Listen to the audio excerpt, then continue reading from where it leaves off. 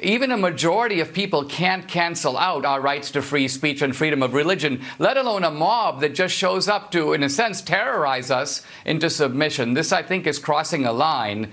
All right. Joining me now is Dinesh D'Souza, conservative commentator, author of United States of Socialism. Dinesh, I want to play this for you first. Watch. Christian preacher, you don't. Boy, get the out of my face.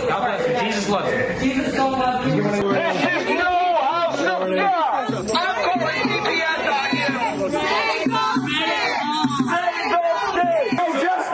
No justice. No justice. You should be ashamed of yourself. Dinesh, that was a scene at Grace Baptist Church in Troy, New York last week. Why are BLM activists harassing churchgoers? Well, it's very clear that they are escalating their tactics, and I think they're escalating them in response to the passivity of the other side, our side, if you will. They've gone from attacking monuments, which of course are things, they're lifeless, if you will, to now attacking people in the ordinary conduct of our lives. And these are people exercising basic constitutional liberties, speaking up, going to church, practicing their religion. So these are fundamental constitutional liberties that are not even up for democratic referendum. In other words, even a majority of people can't cancel out our rights to free speech and freedom of religion, let alone a mob that just shows up to, in a sense, terrorize us into submission. This, I think, is crossing a line, and it's a very bad sign. And Dinesh, you can see that people are trying to figure out, what do I do here?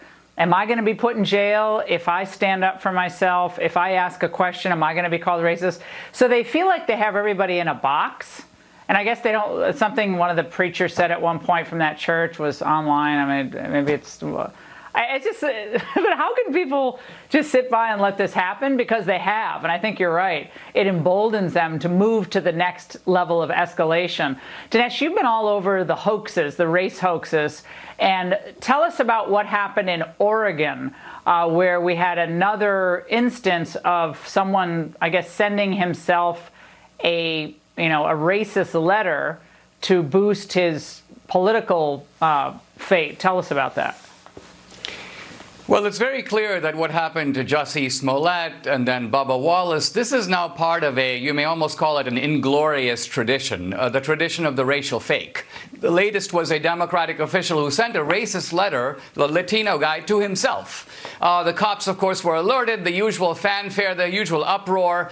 But I think the way to understand this is you could almost look at it in economic terms. There's a great demand for hate crimes because it has to satisfy the prejudice of people who think that we are living in a racist society. But the supply of racist hate crimes is very low. And so racist hate crimes have to be sort of manufactured. And so when the real thing is not available, bogus copies have to be made.